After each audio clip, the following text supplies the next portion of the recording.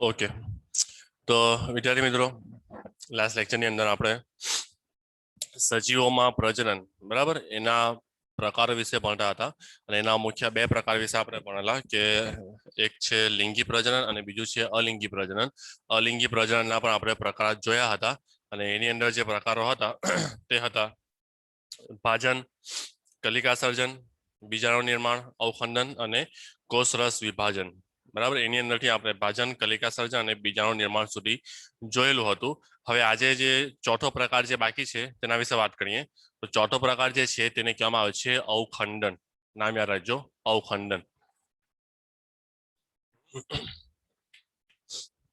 અવખંડન બરાબર. જો ખંડન, ખંડનનો મતલબ થાય છે કે ખંડ પડે, છૂટવું પડે. બરાબર. ચલો અવખંડન જે છે તે અલિંગી પ્રજનનની એક એવી પદ્ધતિ છે કે જેની અંદર સજીવનું શરીર ખંડોમાં વિભાજિત થાય છે. ઉદાહરણ તરીકે બે ઉદાહરણ લઈએ આપણે. એક ઉદાહરણ લેશું આપણે લીલનું ઉદાહરણ. બરાબર, એનું નામ છે સ્પાયરો ગાયરા. બરાબર, સ્પાયરો ગાયરા. આ સ્પાયરો ગાયરા જે છે એક પ્રકારની લીલ છે. શું છે? લીલ છે. બરાબર. ચાલો અવખંડન થાય એટલે લીલ, આ જે લીલ જે છે ને તે આ પ્રકારે હોય. જો આ પ્રકારે તમને કદાચ બુકમાં આપ્યું હોય તો એક મિનિટ. ચાલો બુકમાં લગભગ નથી આપ્યું. જો તો એ છે ને આ પ્રકારની હોય છે.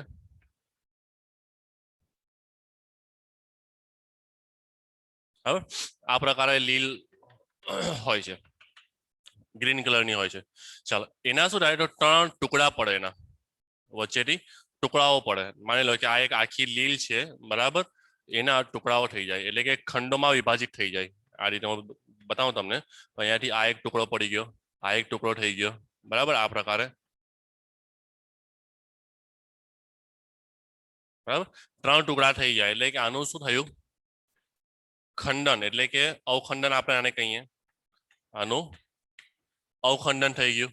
ચાલ અવખંડન થયા પછી આ દરેક ટુકડાઓની અંદર એવી ક્ષમતા હોય છે કે દરેક ટુકડાઓ પોતાના ટુકડાની અંદરથી આખો સજીવ બનાવી દે, આખું શરીર બનાવી દે. ઉદાહરણ તરીકે માનો કે આ એક લીલનું આખું શરીર છે.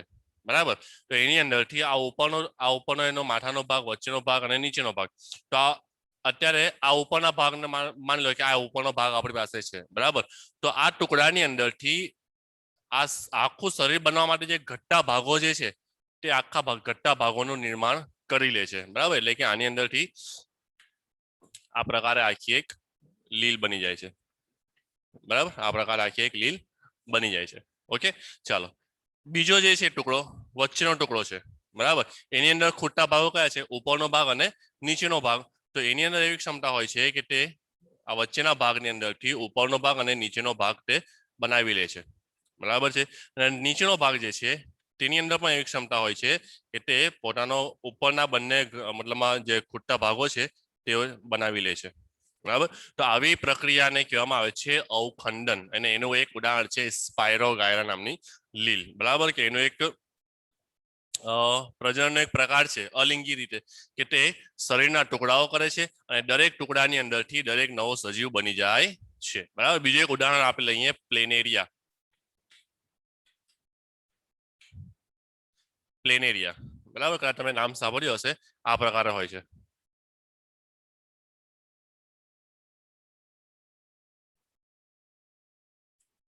આ પ્રકારનું જોવા મળે છે. અહીંયા એની આંખો જોવા મળે છે. બરાબર, બે આંખો. બરાબર, આ પ્રકારે જોવા મળે છે. બરાબર, તો એનું પણ શું થશે? શરીરના ટુકડાઓ થાય એટલે કે આ ઉપરનો ભાગ આ રીતે છૂટો પડી જાય. બરાબર, વચ્ચેનો ભાગ બરાબર આ રીતે હોય અને આ નીચેનો ભાગ એનો આ રીતે હોય. બરાબર, તો આ શરીરના ત્રણ ટુકડા પડી ગયા. દરેક ટુકડાની અંદર એવી ક્ષમતા હોય છે કે તે દરેક ટુકડાની અંદરથી શરીરનો ખૂટતો જે ભાગ છે બરાબર એ ભાગ બનાવી લે છે. બરાબર, તો આની અંદરથી એક આખો સજીવ પ્લેનેરિયા બની જશે આ પ્રકારે. બરાબર, આ એક પ્લેનેરિયા બની ગયું. આની અંદરથી વચ્ચેનો ભાગ છે તો ઉપરનો ભાગ અને નીચેનો ભાગ બંને ઘટે છે તો એની અંદરથી એ પણ બની જશે. ઓકે,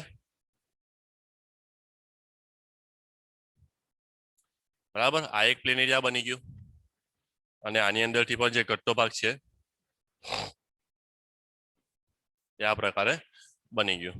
ઓકે, તો આ જે પ્રક્રિયા થાય છે કે સજીવ શરીરના ટુકડાઓ થાય અને એ દરેક ટુકડાઓ નવો સજીવ બનાવી દે એની અંદરથી, બરાબર. તો એ ઘટનાને કહેવામાં આવે છે અવખંડન, બરાબર. એના બે ઉદાહરણ યાદ રાખજો, એક છે સ્પાયરોગાયરા અને બીજું છે પ્લેનેરિયા.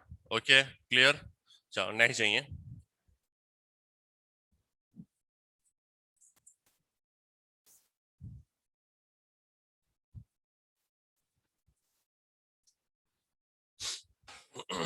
ચાલો ત્યારબાદ આવે છે કોષ રસ વિભાજન, બરાબર.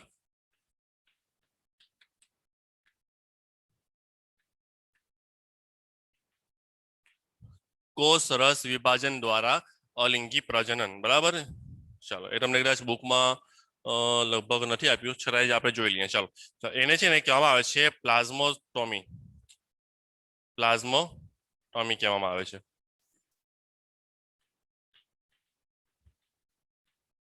પ્લાઝ્મોટોમી કહેવામાં આવે. એની અંદર શું થાય, તો એની અંદર એક ઉદાહરણ છે કે જેનું નામ યાદ રાખજો, ઓપેલિના.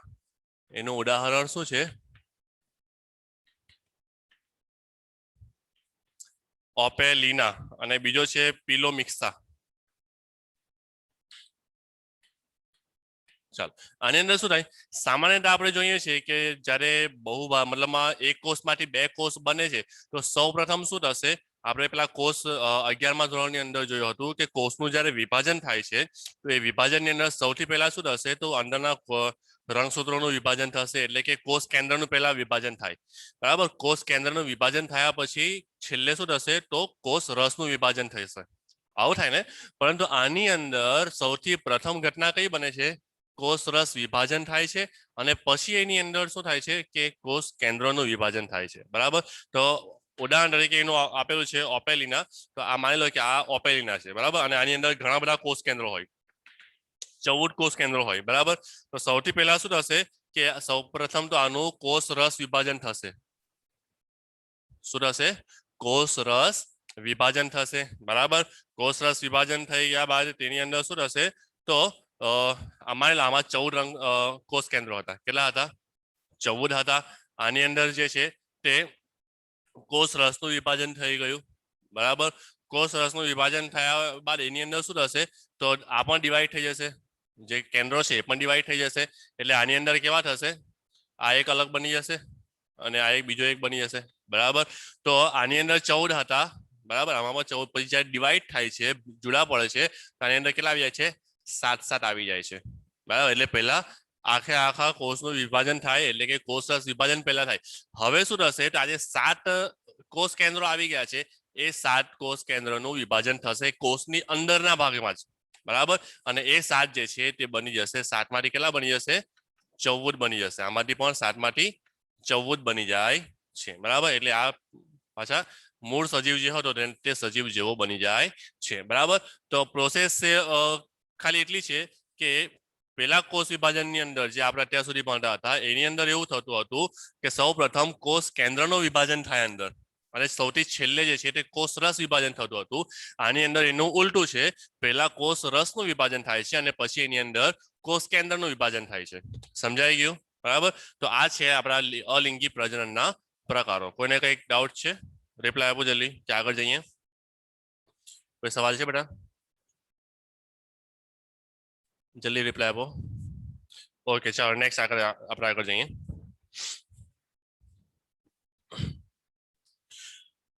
ચાલો બુકને ફોલો કરીએ આપણે. તો બુકની અંદર સામ્યા શું પૂછે છે, પ્લેનેરિયામાં હા પુનઃ સર્જન બેટા. એમાં પ્લેનેરિયા જે છે તે પુનઃ સર્જન પર આપણે એને કહી શકીએ. કારણ એ છે કે એક સજીવ જે છે, બરાબર, એક સજીવ આમ, બરાબર, તો એના ટુકડાની અંદરથી બીજો એક સજીવ બને છે, બરાબર. તો એને પુનઃ સર્જન પર આપણે કહી શકીએ, બરાબર. પરંતુ આ જે સવાલ છે કે એને પુનઃ સર્જન કહેવાય કે ના કહેવાય, એના વિશે ઘણા વૈજ્ઞાનિકો પણ હજુ પણ મૂંઝવણમાં છે કે આને ખરેખર પુનઃ સર્જન કેવું યોગ્ય કહેવાશે કે નહીં, બરાબર. આના વિશે સવાલ છે, પણ અત્યારે હાલ પૂરતું આપણે કહી શકીએ કે હા પુનઃ સર્જન થાય છે, કારણ કે એક ટુકડાની અંદરથી આખા શરીરનું નિર્માણ થાય, એટલે આપણે કહી શકીએ કે ફરીથી બન્યું છે પુનઃ સર્જન. ઓકે બેટા, ચાલો આગળ જઈએ. બીજો કોઈ સવાલ છે કોઈને?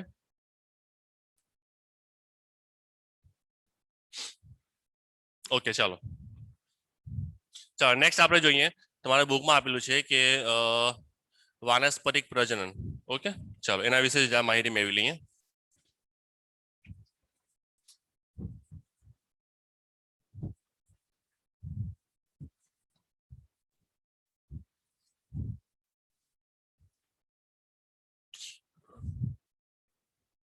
ઓકે ચાલો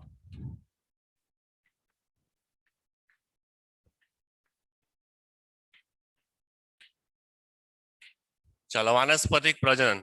ચાલો વાનસ્પતિક પ્રજનન નામ પરથી સમજમાં આવે છે કે વનસ્પતિની અંદર થતું પ્રજનન.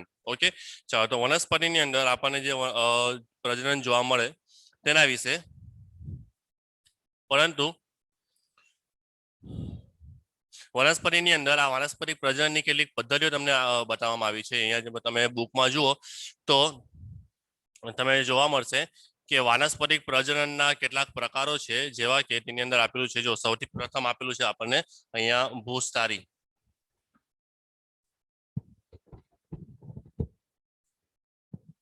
જો બુકમાં આપેલું છે સૌથી પહેલું આવે છે ભૂસ્તારી. પછી આપણે લઈએ ભૂસ્તારિકા. પછી આપણે લઈએ અધોભૂસ્તારી. પછી બીજો એક આવશે વિરોહ લઈએ આપણે, જે બુકમાં નથી. વિરોહ લઈએ. પછી આપણે લઈએ ગ્રંથિલ, ગાંઠામૂળી, કંડ. ઓકે આટલા છે. બીજા પણ છે, નીટ લેવલની ઉપર આવે છે, પણ અત્યારે આપણે આટલું જોઈ લઈએ. બરાબર, એકબીજાને લગતું છે એટલા માટે. ચાલો સૌથી પહેલા વાત કરીએ ભૂસ્તારી. ચાલો વાનસ્પતિક પ્રજનન એટલે એવી પ્રજનન પદ્ધતિ કે જેના મતલબમાં મૂળ, પ્રકાંડ કે પર્ણની ઉપરથી નવા વનસ્પતિ નું સર્જન થાય. બરાબર, તો એવા પ્રજનનને કહેવામાં આવે છે વાનસ્પતિક પ્રજનન. ઓકે, વાનસ્પતિક પ્રજનનના મુખ્યત્વે 3 પ્રકાર છે. યાદ રાખજો, વાનસ્પતિક પ્રજનનના મુખ્યત્વે 3 પ્રકાર છે. એક છે પ્રકાંડ, પ્રકાંડ દ્વારા વાનસ્પતિક પ્રજનન થાય તે. બીજું છે મૂળ, મૂળ દ્વારા. અને ત્રીજું છે પર્ણ દ્વારા. બરાબર, પરંતુ અહીંયા જે બુકની અંદર આપણને આપેલું છે તે મોટે ભાગે પ્રકાંડનું આપેલું છે. બરાબર, આપણે પ્રકાંડની વાત કરીશું. ચાલો યાદ રાખજો, વાનસ્પતિક પ્રજનનના મુખ્યત્વે 3 પ્રકાર છે: પ્રકાંડ દ્વારા વાનસ્પતિક પ્રજનન, મૂળ દ્વારા વાનસ્પતિક પ્રજનન અને પર્ણ દ્વારા વાનસ્પતિક પ્રજનન. તમે બીજી જે નીટની બુક જોશો તો એની અંદર 3 નું અલગ અલગ આપ્યું છે. ઓકે ચાલો સૌથી પહેલા વાત કરીએ આપણે ભૂસ્તારી વિશે. ચાલો ભૂસ્તારી. બરાબર, ભૂનો મતલબ થશે જમીન. ભૂનો મતલબ શું થાય? જમીન.સ્તારી એટલે સ્તર અથવા સમતલ. ઓકે, તો જમીનની સમતલ.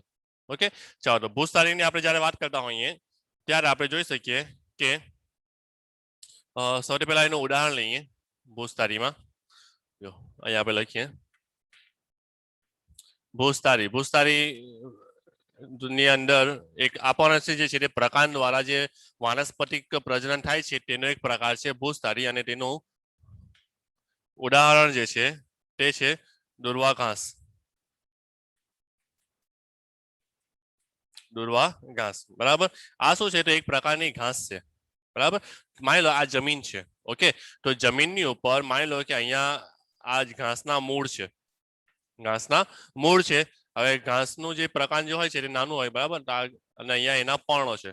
બરાબર, તો આમાં થશે શું? જો અહીંયા લખું પ્રકાંડ.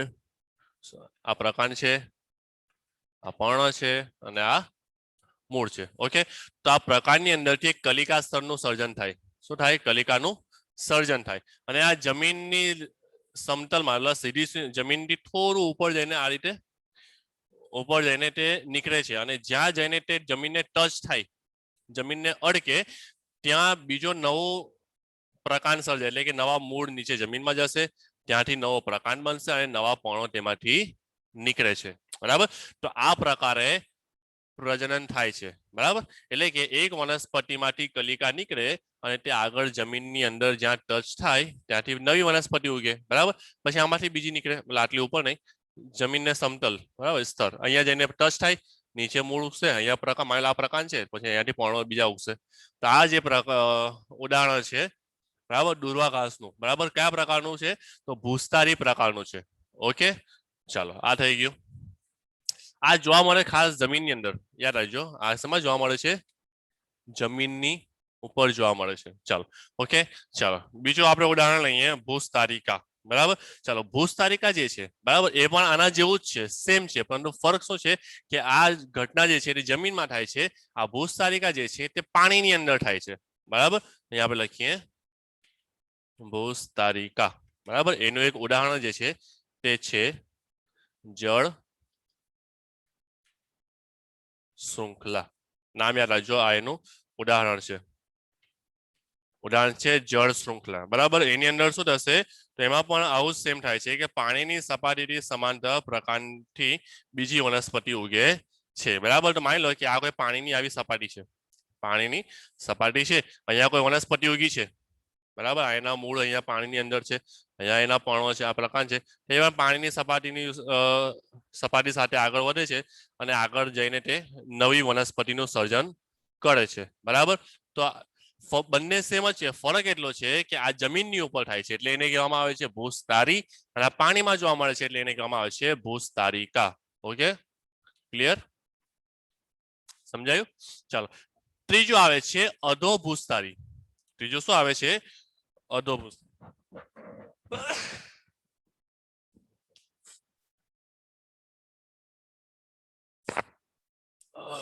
ચાલો ત્રીજું આપણે જોઈએ.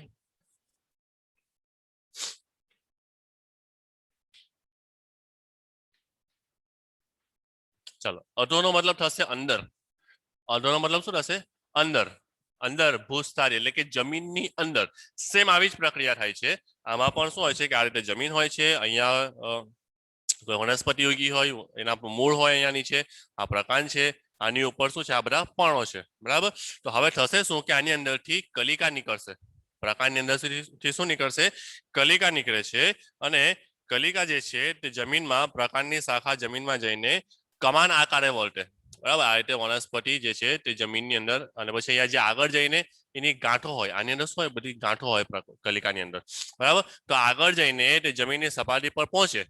બરાબર, અને ત્યાં ગાંઠની અંદરથી નવી વનસ્પતિનું સર્જન થાય છે. બરાબર, આ રીતે નીચે મૂળ આવી જાય, અહીંયા પ્રકાંડ આવી જાય. બરાબર, તો આ પ્રકારે જે કમાન આકાર જમીનની અંદરથી વનસ્પતિનું મતલબ આ નિર્માણ કરે. બરાબર, તો એવી ઘટનાને કહેવામાં આવે છે અધોભૂસ્તારી. બરાબર, ઉદાહરણ તરીકે ફુદીનો. અધોભૂસ્તારીનું ઉદાહરણ શું છે? લખતા રહેજો બેટા. ફુદીનો. બરાબર, કદાચ કોઈના ઘરે હોય, કોઈના વાળામાં, તો જોજો. બરાબર, તો એની અંદર આજે મૂળ જે હશે, મૂળ કહો કે કલિકા કહો, બંને એક જ છે. તો એ આ રીતે એકમાંથી નીકળશે, જમીનમાં જશે, અહીંયા આવશે, આ નીચે જમીનની અંદર. ઓકે, ત્રણ વસ્તુ જોઈએ આપણે: ભૂસ્તારી, ભૂસ્તારિકા, અધોભૂસ્તારી. ચોથું એક આવે છે કે જેને આપણે કહીએ છીએ વિરોહ. અધોભૂસ્તારી પણ કહેવામાં આવે. અહીંયા આપણે એને વિરોહ તરીકે લઈએ. બરાબર, ચલો વિરોહની અંદર જે છે તે આનું બિલકુલ ઉલટું થશે, અને એની અંદર ઉદાહરણ આપેલું છે હંસરાજ. ઉદાહરણ છે હંસરાજ. થશે શું આની અંદર? સેમ આના જેવું થશે, પરંતુ થોડું ઉલટું. જમીન છે, અહીંયા એક વનસ્પતિ છે આપણી. બરાબર, આ પ્રકાંડ છે, અહીંયા મૂળ છે, આની અંદરથી કલિકા નીકળે છે જમીનની ઉપરના ભાગ તરફ, અને કમાન સ્વરૂપે વળતે. કમાન સ્વરૂપે આગળ વળતે છે, અને કમાન સ્વરૂપે આગળ જાય છે જ્યાં જમીન પર ટચ થશે. બરાબર, ત્યાં નવી વનસ્પતિનું સર્જન થશે. ઓકે, પછી અહીંયાથી બીજી એક કલિકા નીકળશે, કમાન સ્વરૂપે આગળ વધશે, જમીન પર જ્યાં ટચ થશે ત્યાં નવી વનસ્પતિનું તે નિર્માણ કરે છે. ઓકે, તો આને કહેવામાં આવે છે વિરોહ. ઓકે, એક જ એવી વસ્તુ છે, નામ અને ઉદાહરણ ખાસ યાદ રાખજો, અને કઈ ઘટના બને છે તે યાદ રાખજો. ભૂસ્તારી જે છે તેની અંદર શબ્દ પરથી સમજ પડે. ભૂ એટલે જમીન, અનેસ્તારી એટલે કે જમીનને સમતલ, જમીનની સપાટીની સાથે સાથે તે આગળ વધે, જ્યાં જઈને તે જમીન પર ટચ થાય ત્યાં તેની ગાંઠની અંદરથી નવા મતલબ મૂળ પ્રકાંડ સર્જાય છે. તો તેવી જે ઘટના છે તેને કહેવામાં આવે છે ભૂસ્તારી. ઉદાહરણ તરીકે દુર્વાઘાસ. ભૂસ્તારિકા જે છે, બરાબર, તે સેમ આ જ મતલબમાં પદ્ધતિ છે. ફરક એ છે ભૂસ્તારી જમીનમાં થાય છે અને જળ શૃંખલા જે છે તે પાણી ભૂસ્તારિકા જે છે તે પાણીની અંદર જોવા મળે છે. ઓકે, ચાલો ત્યારબાદ અધોભૂસ્તારીની વાત કરીએ તો અધોભૂસ્તારીમાં શું થશે? અધો મીન્સ શું થશે? જમીનની અંદર. તો આ જ ઘટના જે છે તે જમીનની અંદર આ કમાન સ્વરૂપે તે આગળ વધે છે તેની કલિકા અને અમુક અંતરે જઈને તે શું થાય છે? તો ગાંઠની અંદરથી મૂળ અને પ્રકાંડપર્ણો સર્જાય છે અને આ પ્રકારે પ્રજનન થાય છે. બરાબર, અને એનું ઉદાહરણ છે ફૂદીનો. અધોભૂસ્તારી એટલે કે જમીનની અંદર, જમીનની અંદરના ભાગમાં જોવા મળે છે. બીજો આવે છે વિરોહ. બરાબર, વિરોહમાં શું થશે કે આ જ કમાન સ્વરૂપે જે કલિકા નીકળેલી છે જમીનના અંદરના બદલે જમીનના ઉપરના ભાગમાં કમાન સ્વરૂપે વર્તે. બરાબર, એટલે આને કહીએ આપણે જમીનથી ઉપર કમાન સ્વરૂપે. બરાબર, તો આ રીતે જાય છે. આગળ જ્યાં ટચ થશે ત્યાંથી નવી વનસ્પતિ બને છે. ઓકે, સમજાયું? રિપ્લાય આપો જલ્દી, આગળ જઈએ. 4 થઈ ગયા આપણા. રિપ્લાય આપો બેટા જલ્દી. ઓકે ઓકે, ચાલો આપણે નેક્સ્ટ જઈએ. લખતા રહેજો હા. પછી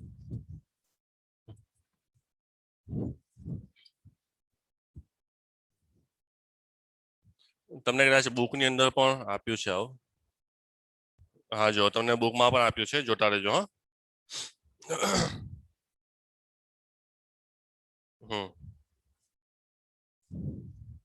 ચાલો ત્યારબાદ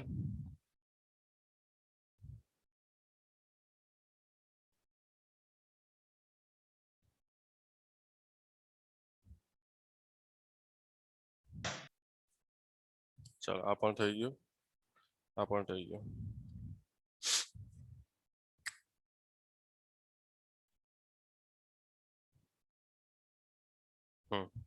ચાલો હવે આગળ જોઈએ તો જો ગ્રંથિલ, ગાંઠામૂળી અને કંડ. બરાબર, આ 3 બાકી છે. બરાબર, ચાલો ગ્રંથિલ, ગાંઠામૂળી અને કંડ એના તમને અહીંયા ચોપડીની અંદર પણ આપણે ઉદાહરણ આપ્યા છે. જો આપણે સૌથી પહેલા ગાંઠામૂળી વિશે જોઈએ.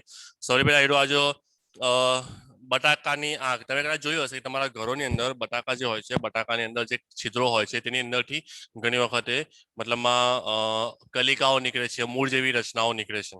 બરાબર છે, તો એ જે ખાડાઓ હોય છે એને કહેવામાં આવે છે બટાકાની આંખ. બરાબર, અને એની અંદરથી અંકુરિત કલિકાઓ નીકળે છે. હવે એ બટાકાને તમે જમીનમાં નાખી દો ને તો એની અંદરથી નવા બટાકાનું મતલબમાં વનસ્પતિ ઉગી જાય છે. એવી રીતે જે આપણું આદુ હોય છે, બરાબર, તો આદુની અંદર પણ આ પ્રકારે આપણને જોવા મળે છે.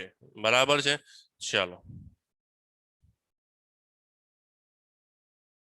બીજું આવશે આપણે ડુંગળીમાં પણ જોઈએ છીએ. બરાબર, તો ડુંગળીની અંદર પણ આ પ્રકારે આપણને જોવા મળે છે. બરાબર, તો ગ્રંથિલની અંદર જે ગાંઠ હોય છે, બરાબર, એ ગાંઠની અંદરથી આ રીતે સર્જાય છે. ઉદાહરણ તરીકે જે આપણી ડુંગળી હોય છે, બરાબર, તો ડુંગળીની અંદર જે છે તે ડુંગળીના જે નીચેના મૂળ હોય છે, બરાબર, ડુંગળી આપણી આ પ્રકારે હોય છે. બરાબર, આ નીચે જે છે તેના મૂળ હોય છે. બરાબર, તો ઘણી વખતે જે છે તે અહીંયા ઉપરથી પણ નીકળી આવે છે. બરાબર, ઘણી વખતે આની અંદરથી પણ મૂળ નીકળી આવે છે. બરાબર, તો આ પ્રકારે જે છે તે ગ્રંથિલની અંદર જોવા મળે છે. ગાંઠામૂળીની અંદર જે છે તે આ પ્રકારે જે અદરક હોય, આપણું આદુ હોય છે. બરાબર, આદુ આ પ્રકારે કઈ હોય તો આની ઉપર આ પ્રકારે આદુ આપણું હોય. બરાબર, તો એની ઉપરથી ઘણી વખતે જો જૂનું થઈ ગયું હોય અને એમ જ તેને વાતાવરણને યોગ્ય ટેમ્પરેચર મળે તો એની અંદરથી આ પ્રકારે કલિકાઓ સર્જાય છે. બરાબર, તો એ છે ઉદાહરણ છે ગાંઠામૂળીનું ઉદાહરણ છે. ઓકે, ચાલો ત્યારબાદ બીજું કયું રહી ગયું? કંડ. ચાલો કંડની અંદર પણ આપણે આ જ લઈ શકીએ કે બટાકા વાળું. બરાબર, ચાલો બીજું તમને અહીંયા એક ઉદાહરણ આપેલું છે. અહીંયા પાનફૂટીના પર્ણો. કદાચ તમે 10મા ધોરણની અંદર ભણી ગયા હશો પાનફૂટી.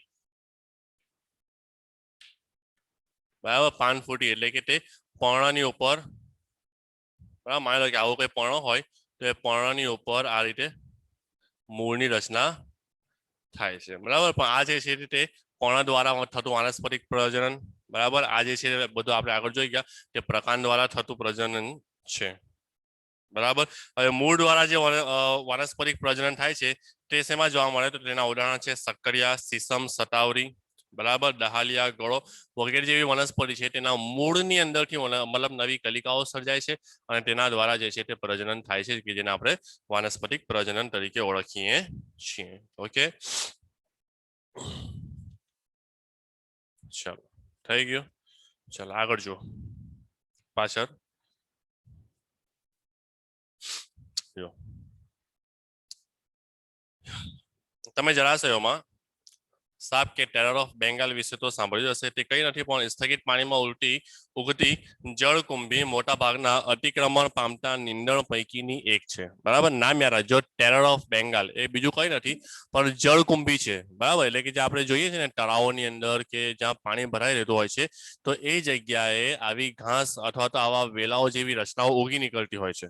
બરાબર છે, તો ઘણી વખત એને સાપ કે ટેરર ઓફ બેંગાલ તરીકે પણ ઓળખવામાં આવે છે. પણ તે શું છે તો જળકુંભી છે, એટલે કે તે બિન જરૂરી વનસ્પતિ જે છે તે મતલબમાં તળાવની અંદર કે સ્થગિત પાણી હોય તેની અંદર આખી ફેલાઈ જાય છે.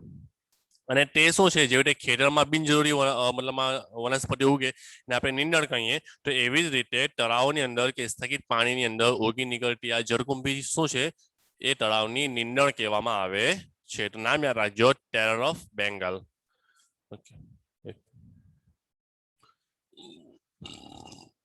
ઓકે, ચલો તેને કેમ નીંદણ કહેવામાં આવે છે? કારણ કે તે શું કરે છે, પાણીમાંનો ઓક્સિજન દૂર કરે. પાણીમાં જે ઓક્સિજન ઓગળેલો હોય, બરાબર, ડિઝોલ્વ થયેલો હોય તો એ ઓક્સિજનને દૂર કરે છે કે જેના કારણે માછલીઓને પૂરતું ઓક્સિજન મળે નહીં અને એ માછલીઓ જે છે તે મૃત્યુ થઈ જાય છે. બરાબર છે, તો આ જે નીંદણ ઉગી નીકળે તે પોતાના માટે ઓક્સિજન પાણીની અંદરથી પણ લઈ લે છે. પોતાના માટે ઓક્સિજન પાણીમાંથી લઈ લે છે અને એના કારણે એ પાણીની અંદર ઓક્સિજનની અછત સર્જાય છે, જેના કારણે માછલીઓને પૂરતું ઓક્સિજન મળતું નથી અને તેઓ મૃત્યુ પામે છે.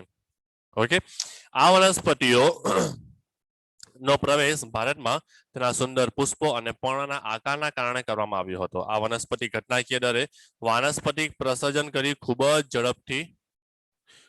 ઝડપથી પાણીની સપાટીની ઉપર છવાઈ જાય છે, જેનાથી છુટકારો પામવો ખૂબ જ અઘરું હોય છે. બરાબર, એટલે તમે કદાચ જોયું હશે કેટલાક તળાવો છે, નદીઓ છે, તો તેઓ ત્યાં આપણને ફક્ત આવી લીલી વનસ્પતિ વેલા સ્વરૂપે આપણને જોવા મળે છે. બરાબર, પછી બીજું કઈ નથી, પછી શું છે, નીંદણ છે. જોવામાં આપણને સરસ લાગે, બરાબર, તેની ઉપર જે પુષ્પો ઉગે તે પણ આપણને સારા લાગે, બરાબર, સુંદર લાગે, પણ છતાં તે કેવી છે, નીંદણ છે અને તે તળાવ અને ત્યાં રહેતા સજીવો માટે તે કેવી હોય છે, નુકસાનકારક હોય છે. બીજું આપણે ઉદાહરણ લઈએ તો જો બટાટા, શેરડી, કેળા, આદુ, ડહાલિયા કેવી રીતે ઉછેરવામાં આવે છે? શું તમે બટાટાના ગ્રંથિલ પરની કલિકા કેળ કે આદુની ગાંઠા મૂળીમાંથી નવા છોડને ઉગતા જોયા છે? બરાબર, જેમાં મેં તમને કહ્યું કે આદુની અંદરથી આ કલિકાઓ નીકળે, ડુંગળીની અંદરથી કે પછી પેલી બટાકાની આંખની અંદરથી મતલબ મૂળ સર્જાય, તે બધા આ પ્રકારે ઉગે છે. બરાબર, તો જ્યારે તમે કાળજીપૂર્વક આવી વનસ્પતિના સર્જનની જગ્યા નક્કી કરો ત્યારે તમે નોંધશો કે તે રૂપાંતરિત પ્રકાંડમાં રહેલી ગાંઠોમાંથી ઉદ્ભવે છે. શેમાંથી ઉદ્ભવે છે? ગાંઠોમાંથી ઉદ્ભવે છે. બરાબર, એની ઉપર પણ કંઈક ગાંઠો રહેલી હોય છે. બરાબર, તમે આદુની અંદર જોશો ને તો કોઈક જગ્યાએ તમને આવી કંઈક ખાંચ જેવું દેખાશે. બરાબર, અને ત્યાંથી તમે એને મૂકી રાખો તો એમાં તમને આ પ્રકારે મતલબમાં કલિકાઓ નીકળતી જોવા મળશે. બરાબર, પછી તમે બટાકા હોય, બરાબર, એને પણ લેશો ને તો એની અંદર તમને કંઈક કાણા જેવી આવા ખાડાઓ દેખાશે. બરાબર, એને પણ તમે મૂકી રાખો, યોગ્ય તાપમાન મળે, ભેજ મળે તો ત્યાંથી પણ આવી કલિકાઓ સર્જાય છે. બરાબર, આ રીતે તમે એને ઉગાવી શકો છો. બરાબર છે, તો એ ગાંઠોની અંદરથી તે ઉદ્ભવે છે ક્યારે? જ્યારે ભીની જમીન કે પાણીના સંપર્કમાં આવે છે ત્યારે મૂળ અને નવા છોડ વિકસાવે છે. એવી રીતે બીજું એક ઉદાહરણ તમને કહ્યું અત્યારે, પાનફૂટીના પર્ણ, એની કિનારી પર આવેલી આવી ખાંચોમાંથી અસ્થાનિક કલિકાઓ, બરાબર, અસ્થાનિક કલિકાઓ એટલે કે કલિકાઓ સામાન્ય પ્રકાંડની ઉપરથી નીકળે છે અથવા ડાળી પરથી નીકળે છે, તો એ પોતાની જગ્યાએથી હટીને બીજી કોઈ જગ્યાએથી નીકળે ત્યારે તેને કહેવામાં આવે છે અસ્થાનિક. ઓકે, બરાબર છે, ચાલો અહીંયા આપણો આ લેક્ચર પૂરો કરીએ. આની અંદર બીજું કઈ તમે વાંચી લેજો, એક બે લીટી છે. બરાબર, ના સમજ પડે તો પૂછજો. નેક્સ્ટ લેક્ચર એટલે કે આવતીકાલથી આપણે આ લિંગી પ્રજનન જે છે તે ચાલુ કરીશું. ઓકે, કોઈને કોઈ સવાલ છે બેટા? જલ્દી રિપ્લાય આપો. કોઈ સવાલ હોય તો મેસેજ કરજો, હું રિપ્લાય આપીશ. ઓકે, જલ્દી અત્યારે રિપ્લાય આપો. કોઈ સવાલ છે?